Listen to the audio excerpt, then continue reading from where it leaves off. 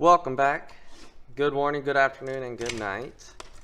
Well, as I promised, we are going to be opening a box of Battlebond, but I did realize I maybe jumped the gun a little bit, or maybe I didn't. I don't know. I, for some reason, was thinking that the new set was coming out this weekend, meaning this coming Friday, but apparently my dates are a little bit off, and it actually is 2 weeks, but you know what?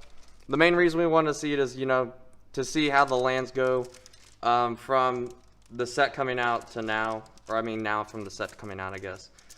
We do have the little pool tabs reversed order because it is the Japanese print edition here. I did not look at any of the tokens, but we do have a couple of commons, we have uncommons, we have value in every single slot. Starting off with the Angelic Chorus, probably maybe a quarter or something. Chain Lightning, though, that is one of our uncommons there. Decent actually price for that. And then for the commons, we're only looking for I honestly just remember blanked out on the name of the card, but it's pay 4, search for 2 4s, put them on the battlefield. That card, yeah, that one. If we run into it, then we'll put it up. But oh man, and a foil swamp, first foil of the pack, and the magmatic force. Well, I am so happy to actually be opening this again. Like, y'all have no idea. I mean, I just absolutely loved the set when it came out and just forever loved it. I love the partner mechanics, Will and Kenrith being commander playable. Everything about this set to me was just done right. Like, if they had just made more of style of, like, the multiplayer like style, then I think that our first land there, though, the Bountiful Promenade, we're gonna actually count those because we are wanting a lot of those. Those are like our keep us on track kind of cards. So we want to make sure that we get as many of those as possible. Honestly, it's been a while since I opened these, but I think if I'm correct, I think we should get maybe 4 or 5 per box. I might be wrong on that. I mean, again, I haven't opened this set in so long, but here we are again. And the Signation, first little friend or phone card there, and Beast Within, that is one of our other uncommons. And then the only other uncommon we haven't gotten yet is the Source of Plowshares. Those are the only 3. There's our common card right there, the Sky Shroud Claim. That's our over $1 card. Actually, it's a couple dollars surprisingly for a common. But it has actually pretty decent card. I mean, searching for a forest, it doesn't even say that they have to enter taps, so obviously people do shock lands with it. But our first partner card, we have the Pure and then the Toothy, the Imaginary Friend. Gorgeous card. I know at one point that used to be a couple dollars. Now we do get one less uncommon if I remember correct. Yes, so we get 2 rares, but it replaces one of the uncommons, so that way that we don't get like 1 extra card in each pack or something like that. I actually kind of like that. Let me know like if you guys think that like you like the partner idea where you get the 2 in the same pack. I honestly like it, and I love that they are considered legendary creatures, so you can actually use them as partner commanders. But I'm curious what you guys think. And thought we had another one. Looks like we kind of tapered off a little bit right now, but luckily we're not too far in the box, so hopefully we can start picking up some speed here in a little bit is what I'm hoping.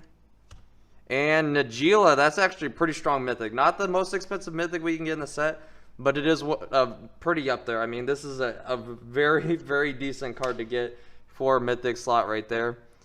You know what? We might be hitting our value. It all depends, I think, on our foil rare. There are some very, very pricey foil rares. Just gonna throw that out there. I mean, like True Name Nemesis being that one rare card, I guess it's considered a mythic. Foil mythic of that is like $150. Literally the only way you can get foil for the card is in this set. So that's why it's super expensive. Another friend or foe card. We have not actually been able to get one yet. I think I've opened 3 boxes from this. Neither one of them had the True Name Nemesis foil, but for some reason, every single box that I open, we get a True Name Nemesis. Never foil, but we always get one. So, I mean, I'm already counting on the fact that we're going to be getting that True Name Nemesis. Hopefully, it can be foil, and then that pretty much, that card alone will pay for the entire box. And the Mystic Confluence, actually pretty decent rare right there, too. Love the card, love playing it. And nothing in the uncommon slot there. Piles are starting to get pretty crazy now already. Oh, there's a Fertile Ground. Seen a couple reprints, so it's not one of our dollar cards, but it's still actually a pretty decent card. Oh, we did get an emblem. Does that mean that we're going to get Will and Kenrith? Who knows? Arcane Artisan, another mythic, a little human wizard there. Honestly, not really sure the price of this. I don't think it's one of our cards that we're wanting to get, especially for mythic area, so we might be going into damage control soon. I mean, we are last unboxing was pretty bad luck, so we might be on the bad luck train, which is good to get it out of the way for the new set and then get all the good stuff in the new set. That's what we're hoping. So I guess when we get halfway through the box, we'll decide if we're on damage control or not. And we did get our foil rare, the Virtus and the Gorm the Great. And then we also do get another rare there. So that's a 3 rare pack, Stolen Strategy. And uncommon wise, nothing there. And common wise, nothing as well. Yeah, you know, judging off our foil rare there, I mean, I guess it's possible to get 2 foil rares.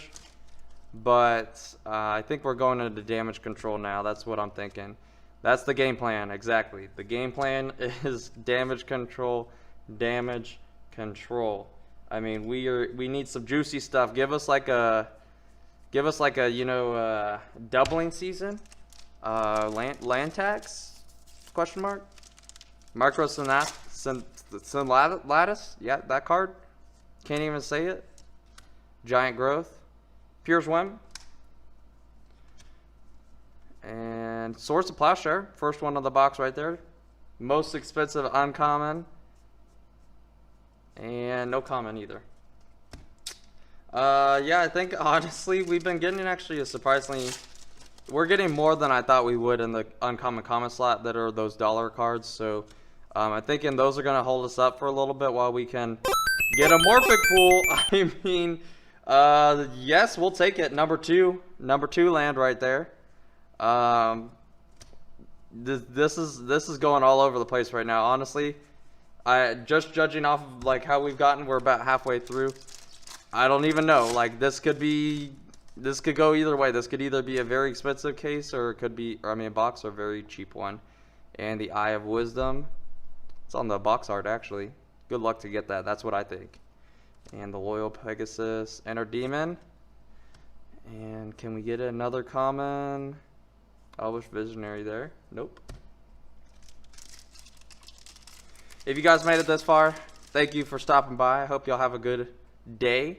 Hope you had a good Memorial Day weekend as well. Spellseeker, pretty strong rare right there. And you know what? If you like and you want to support this channel, you know how. Hit that subscribe button, hit the bell, all of that stuff. Like button. Or even if you just want to talk to me in the comments, feel free to do that as well. Or if you want to insult me how my prices are always wrong. I mean, people always, whatever. I mean, I literally, Diabolic Intent though. I think we are starting to get back on track now. Now the question is, can we keep up the pace? Can we keep up the pace? We're still 2 mythics, so we should ideally get at least 1 more mythic, maybe 2. Foil rare, maybe another foil rare question mark. And the Nirvana. Oh, not Nirvana, Nirkana. Why did I say Nirvana? Actually a decent rare, mythic right there though. Already have plenty of them, but I mean, we're trying to get value right now. We're trying to go for the value. So we'll take what we can get. We ain't gonna complain. Maybe number 3 though.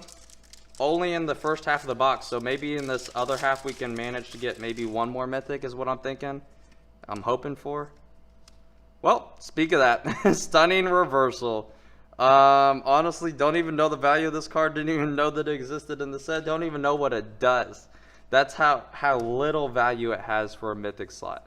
How little value it has for a mythic slot. So, 5 mythics question? Oh man, I mean, I think now we're gonna have to rely on getting these really strong rares like the Diabolic Intent, Spellseeker, and stuff like that. Mangara, actually a pretty playable, pretty decent rare. Value-wise, I'm not really quite sure of that. But I do have a buddy that plays Mangara as a commander. Very decent, interesting commander deck, if I do say so myself.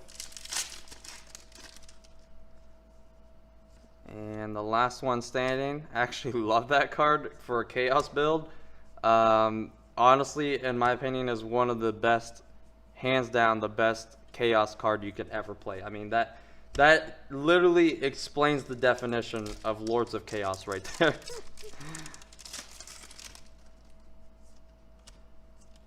And the Nimbus Isles, full common there. And bonus round. I actually love playing that card as well. There's a lot of cards that I just love playing every single card, I guess. I mean that's what you should get from me pointing that out. I mean, literally, all the janky cards, you know, that's the kind of stuff that I like playing. That you should just know that by now. And the Forest, the Judgment, actually cool artwork right there. And no, we haven't gotten any uncommons or commons in a while. Hopefully we're not tapering off on that, because I think that's what was holding our value up for a bit. I think we do need some more of these lands, though. We haven't gotten any in a while. Oh, the Virtus and the Gorm. Well, we did get the foils and we got the unfoils, I guess. Sometimes that's how the cookie cutter cuts. And nothing there as well.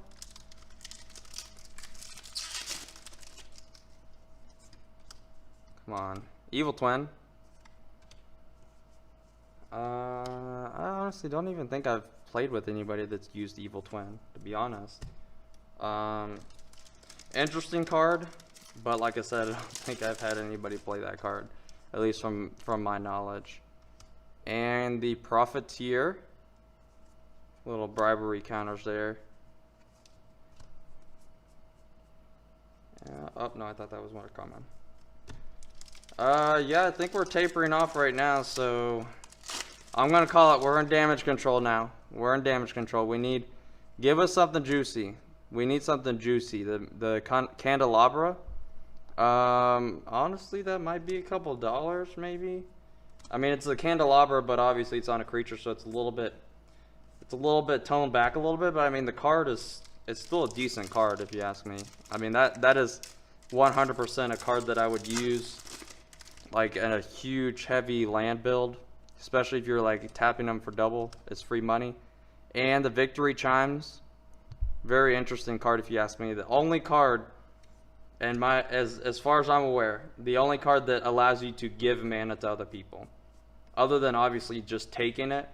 But in order, as far as I'm aware, the only card that you can voluntarily give your mana to somebody. I don't know. If y'all know of something else, then let me know by all means. I'm curious about that. Sentinel Tower. Oh, there's Beats Within. So our uncommons are coming back. And then there's our common again. Actually, is this number 4? I think we have a play set of those now. Are we gonna get more, maybe 2 play sets? That would be interesting. And there we go, the Luxury Suite, land number 3. So I think we should be getting maybe 1 more, is what I'm guessing. Judging off of our speed right now, I'm thinking 4 is maybe the magic number. So if we can get 1 more of those, maybe a decent one, then I think that might be enough to get us on track. The Offering and Sea of Clouds. There we go. Speak of the Devil. And gorgeous artwork on that too. Do y'all see that? Well, land number 4. So I think this is honestly a pretty average box, if you ask me. I think, we've had a little bit swinging both ways value-wise, but like I said, I think that this is a pretty average box. Maybe I'm gonna say either just above or just below average level. I mean, we are teetering right on the edge of that for sure. I mean, we go a couple packs without getting anything. Then we get like a pack that gets like, you know, some decent cards, and then now we wait a couple more. Oh, there's the Will emblem. We got the Will and the Kenrith emblem. Interesting there. So does that mean they're going to show up? And the Redeemer and the Unredeemed. Oh, no, never mind. That Feral Hydra, I know that at least in the OG set I actually bought a foil version of that. I think it was a 10th edition maybe. Might be wrong on that, but honestly that card is just kind of funny. Because the fact that anybody can put counters on it. I think it's that card, isn't it? I might be a little confused now. I might be a little confused. I know that there is a creature that I have in my Green Commander deck that allows any player to put counters on it. I'm almost certain that Feral Hydra is that card, but I did not read it when I put it down. So, hey, Sorrow of Temptation, pretty strong rare right there. And the Spell Snare, Fertilid. This set, I mean, honestly, I feel like this may have started the trend with them, you know, deciding to reprint a lot of cards. And I feel like this is how they should reprint them, you know, and not like in a set, but do a subset. Ooh, Vigor, okay. And then, you know, just kind of mix them in with the rest of the set, make some new cards. I mean, that honestly is how I think that they should do it. But thank y'all for stopping by. I hope y'all have a very good rest of your day, and also stay safe as well.